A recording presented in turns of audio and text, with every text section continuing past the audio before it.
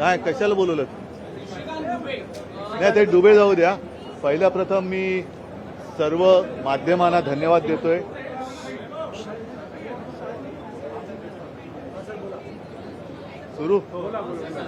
सर्वप्रथम मी सर्व माध्यमांना म्हणजे इलेक्ट्रॉनिक आणि प्रिंट मीडिया यांना धन्यवाद देतोय. याचं कारण असं की परवा महाराष्ट्राच्या मराठी माणसाच्या आनंदाचा क्षण हा तुम्ही फार चांगल्या पद्धतीने सर्वांसमोर आणलात आणि मला माहिती आहे की माध्यमांमध्ये सुद्धा त्याच्यामुळे आनंद झाला. या आनंदाला आपल्या सर्वांनी पाठिंबा दिला, शुभेच्छा दिल्या, मी तर म्हणेन ज्येष्ठांनी आशीर्वाद दिले. तर सर्व माध्यमांना मी धन्यवाद देतो आणि तमाम मराठी जनांना आणि त्याच्यामध्ये खास करून मुंबई आणि महाराष्ट्रामध्ये मराठीसोबत इतर भाषिक सुद्धा जे गुण्यागोविंदाने नांदतायत त्यांनी सुद्धा मला सांगितलं की ये किया आपने बहुत अच्छा किया. तर त्या सगळ्यांना मी मनापासून धन्यवाद देतोय. पण मराठीसाठी लढणाऱ्यांची तुलना भाजपचे नेते पहलगामच्या त्यांच्या बुडाला आग लागणं स्वाभाविक आहे. कारण भाजपचं राजकारणच तोडाफोडा आणि राज्य करा असं आहे. लोकांच्या घरांच्या होळ्या पेटवायच्या आणि त्याच्यावरती आपल्या राजकारणाच्या पोळ्या भाजायचा हाच भाजपचा धंदा हा आता संपलेला आहे. त्याच्यामुळे त्यांच्या बुडाला आग लागणं हे मी समजू शकतो. मराठीसाठी हा मराठी भाषा असण्याचे पुरता मर्यादित राहणार आहे की यापुढे राजकीय युतीसाठी तुमच्याकडून शेवटी महाराष्ट्रामध्ये मराठी ही राज्यभाषा आहेच. त्याच्यामुळे त्या भाषेसाठी जे जे करण्याची गरज लागेल महाराष्ट्रासाठी ते आम्ही करू. एक मिनिट सबको मैं बात करूंगा लेकिन इनका पहिला पूरा होने दो. उत्तर प्रदेश बिहार मध्ये मराठी महाराष्ट्राच्या माणसांनी यावं आम्ही पटके मारूंगे अशी भाषा ऐसे कुछ लकड़बग्गे है. उन लकड़बग्गे को मैं समझाना चाहता हूँ कि ने पहले हिंदी में उनको समझनी चाहिए ना बात. इसलिए मैंने लकड़बग्गा म्हणजे तरस. लकड़बग्गा म्हणजे तरस. आता भेड़िया म्हणजे पण तुम्हाला काय माहिती आहे. तर ऐसे कुछ लोग हैं जो यहाँ हम खुशी खुशी सब रह रहे हैं उनके बीच में आग लगाने की कोशिश कर रहे हैं. उनको मैं कहता हूं कि आप कुछ भी कहें, आपको कोई यहाँ पहचानता नहीं तो आप अपना काम समझिए. तर असे जे कोणी जे आहेत त्यांचं म्हणजे मी खरं म्हणजे मी लक्कडबग्गा बोललो त्या लक्कडबग्गाची मी माफी मागतो. कारण ते त्याही लायकीचे नाहीयेत ही लोक. त्यांचं काड्या घालणं हा उद्योगच आहे आणि इकडे येऊन त्यांनी बघावं की आमचा कोणत्याही भाषेला विरोध नाही पण भाषेच्या सक्तीला विरोध आहे. त्याच्यामुळे तुम्ही उगाच भाषिक वाद इकडे करू नका. आमच्याकडे सगळे आनंदाने राहत आहेत. अगदी सांगायचं झालं आम्ही आता आतमध्ये बोलत बसलो होतो, माझ्या आमदारांशी मी बोलत होतो. तर शिवसेना आणि शिवसैनिक हे रक्तदान शिबिर असेल, अँब्युलन्स सेवा असेल, इतर काही सेवा असेल, सुविधा इकडे आम्ही जातपात धर्म न बघता या गोष्टी करत आलोय. तर त्याच्यामुळे हे सगळे जे काही बाहेरची लोक आहेत हे इकडे आग लावण्याचा प्रयत्न करतात. त्यांनी त्यांचं घर बघावं, त्यांचा पक्ष जो मेलेला आहे तो पक्ष जिवंत होतोय का बघावं. मराठीसाठी लढणाऱ्यांची तुलना आशिष शेलार किंवा भाजपचे नेते हे पहलगाममधील दहशतवादी हल्ले आतंकवादी त्यांच्याशी करतात. हे मला असं वाटतं हेच महाराष्ट्राचे आणि मराठीचे मारेकरी आहेत. जे मराठी माणसाची जो मराठी माणूस न्याय हक्कासाठी आपल्या घरामध्ये आंदोलन करतो किंवा आंदोलन करण्याची ज्याच्यावरती हे वेळ आणतायत आणि त्यांची तुलना जे कोणी भाजपवाले पहलगाममधल्या अतिरेक्यांशी करतायत हे म्हणजे मराठी माणसाचे आणि मराठी भाषेचे एक मारेकरी आहेत. आणि या मारेकऱ्यांना मराठी माणसाने आता ओळखलं पाहिजे. हे मराठी भाषेचे मारेकरी आहेत. आणि मग जर का त्यांनी विषय काढलाच असेल तर पहलगामचे अतिरेकी भाजपामध्ये गेले का हे त्यांनी सांगावं. मिळत कसे नाहीत हे पहलगाममधले अतिरेकी गेले कुठे? ज्यांनी आमच्यावरती आरोप केला त्यांच्या घरामध्ये राहतात का? गेले कुठे? लाज वाटली पाहिजे की एक तर तुम्ही हिंदूंनाही वाचवू शकत नाही आणि मराठी माणसांवरती अन्याय करणाऱ्यांची तुम्ही बाजू घेता. हे असे कर्मदरिद्री लोक आपल्या महाराष्ट्रामध्ये दुर्दैवाने राज्यकर्ते आहेत.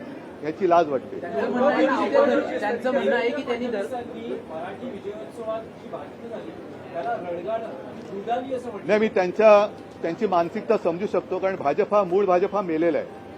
त्याचाच खून या लोकांनी केलाय. आणि त्यांचं जे काय रुदाली चालू आहे, रुदाली हा सुद्धा हिंदी शब्द आहे.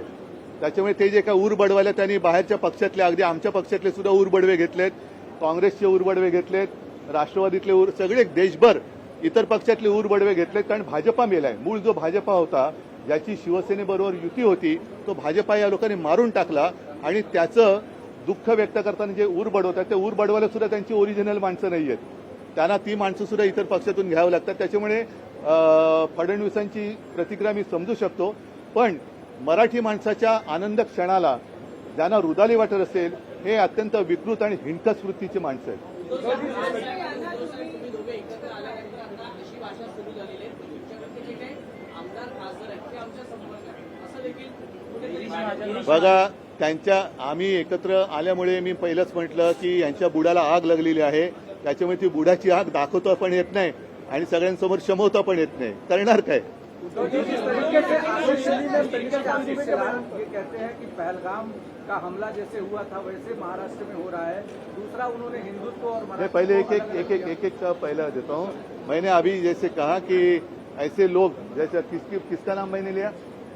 नहीं, पहला जो पहलगाम में जिन आतंकवादियों के साथ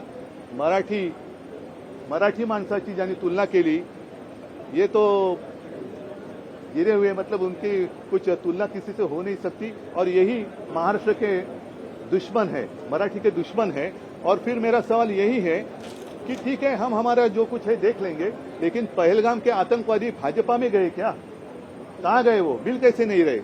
तो शायद यही हो सकता है कि कोई कुछ भी करे और भाजपा में आता है तो वॉशिंग पाउडर भाजपा तो हाँ. और अभी नहीं इतना ही नहीं, लेकिन उनको शर्म भी नहीं आती.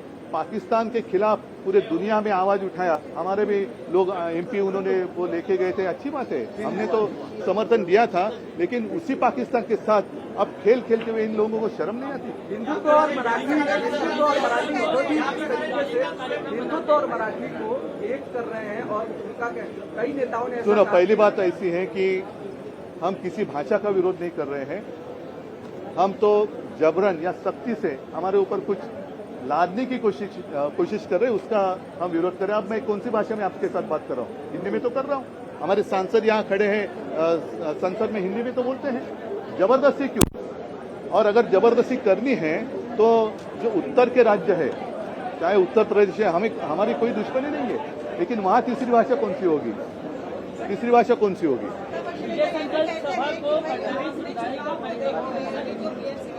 फिर उन्होंने जो जमावड़ा किया है वो नहीं, उन्होंने वो छोड़ दो. उन्होंने जो जमावड़ा किया है, सब गुनेगार और जो भ्रष्ट लोगों को इकट्ठा किया है, साथ लिया है, वो किसको देखकर किया है? भविष्य में क्या गठबंधन पर लेकर विधानसभा विरोधी पक्ष नेत्याची अजून घोषणा झाली नाही. तुम्ही हा विषय आम्ही विषय तो लावून धरतो आहोत. चर्चेत आलेला विषय लावून धरतो, लवकरच तुम्हाला दिसेल. मैंने अभी कहा कि उनकी मानसिकता को समझना चाहिए.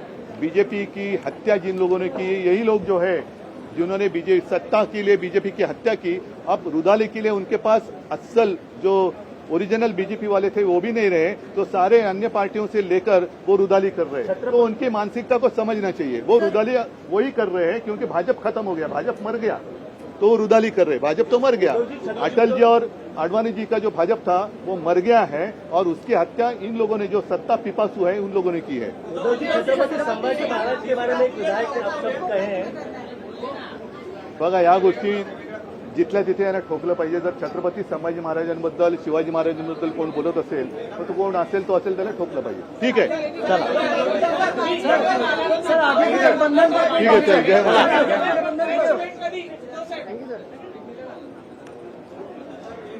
परिसरातून उद्धव ठाकरे बोलत होते. भाषेच्या मारेकऱ्यांना मराठी माणसाने ओळखावं असं उद्धव ठाकरे म्हणालेले आहेत. मराठी माणसावर अन्याय करणाऱ्यांची ते बाजू घेत असल्याचंही उद्धव ठाकरेंनी म्हणालंय. मेळाव्यामुळे काही लोकांना मिरच्या झोमणं साहजिक आहे असं देखील उद्धव ठाकरेंनी वक्तव्य केलंय. तर मूळ भाजप पक्ष मेला असल्याचं देखील उद्धव ठाकरे म्हणाले.